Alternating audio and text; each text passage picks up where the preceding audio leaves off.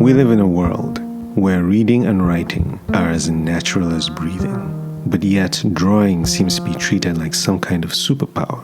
It's very normal to expect anyone you run into to be able to read and write, but what if it was just as normal to expect anyone you run into to be able to draw?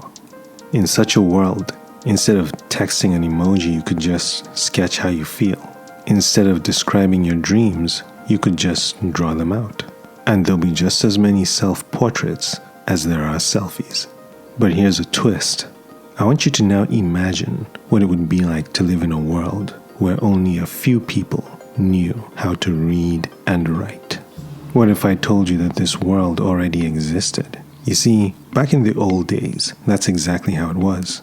Most people couldn't read or write, but yet messages had to be sent, and if you wanted to send one, you had to find one of the handful of people who could read and write in your village. This professional would be the village scribe. You dictate your message to them, they'd write it down and read it back to you.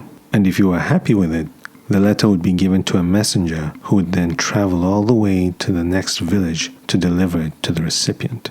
But there was just one problem. The person receiving the letter couldn't read it either, so they'd have to find their own village scribe to read it to them. And if they wanted to reply, well, it was the same process. Dictate, write, deliver. Yeah, that's right. There were no instant replies, no group messages, no emails, just a whole lot of running around. Now you might be smiling to yourself as you feel the gratitude of being born in a time when everybody can read and write. You don't need to go to somebody to describe what you want. You can just do it yourself. But here's a question though. When it comes to drawing, is our world really any different from how it was back in the old days? I mean, yeah, sure, you can read and write whatever you want, but what if you wanted something drawn? Then you're going to have to find an artist who is the equivalent of the village scribe. You'd have to describe what you want, and then the artist will sketch it out, paint it, draw it, sculpt it, whatever it is. But in our world today, there are a lot more books written, there are a lot more songs written, a lot more stories written.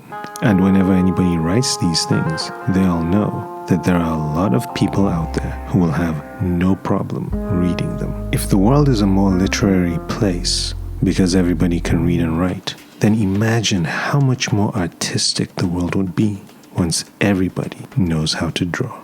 Drawing will no longer feel like a superpower. It will feel as natural as reading and writing.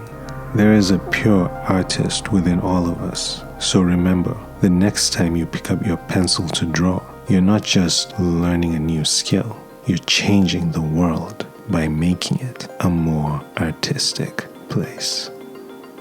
Good luck and goodbye.